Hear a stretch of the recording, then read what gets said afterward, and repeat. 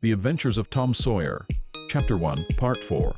Within 2 minutes, or even less, he had forgotten all his troubles.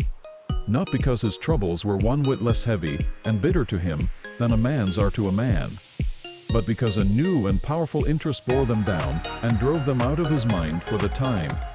Just as men's misfortunes are forgotten in the excitement of new enterprises, this new interest was a valued novelty in whistling, which he had just acquired from a Negro, and he was suffering to practice it undisturbed. It consisted in a peculiar bird-like turn, a sort of liquid warble, produced by touching the tongue to the roof of the mouth at short intervals in the midst of the music. The reader probably remembers how to do it, if he has ever been a boy. Diligence and attention soon gave him the knack of it, and he strode down the street with his mouth full of harmony and his soul full of gratitude. He felt much as an astronomer feels who has discovered a new planet. No doubt, as far as strong, deep, unalloyed pleasure is concerned, the advantage was with the boy, not the astronomer. The summer evenings were long. It was not dark yet. Presently Tom checked his whistle. A stranger was before him, a boy a shade larger than himself. A newcomer of any age or either sex was an impressive curiosity in the poor little shabby village of St. Petersburg. This boy was well dressed too, well dressed on a weekday. This was simply astounding. His cap was a dainty thing, his close-buttoned blue cloth roundabout was new and natty, and so were his pantaloons.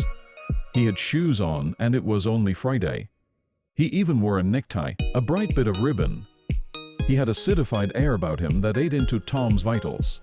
The more Tom stared at the splendid marvel, the higher he turned up his nose at his finery, and the shabbier and shabbier his own outfit seemed to him to grow. Neither boy spoke. If one moved, the other moved, but only sidewise. In a circle they kept face to face and eye to eye all the time. Finally Tom said, "I can lick you. I'd like to see you try it." "Well, I can do it." "No, you can't, either." "Yes, I can." "No, you can't." An uncomfortable pause.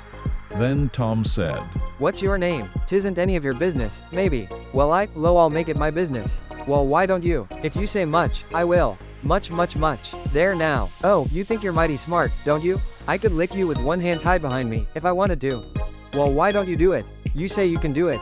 "Well, I will, if you fool with me." "Oh yes, I've seen whole families in the same fix." "Smarty, you think you're some, now, don't you?" "Oh, what a hat." "You can lump that hat if you don't like it. I dare you to knock it off, and anybody that'll take a dare will suck eggs." "You're a liar." "You're another. You're a fighting liar and dazzn't take it up." "I'll take a walk." "Say if you give me much more of your sass I'll take and bounce a rock off in your head." "Oh, of course you will." "Well, I will." "Well, why don't you do it then?" "What do you keep saying you will for?" "Why don't you do it?" "It's because you're afraid." "I ain't afraid." "You are." "I ain't." "You are."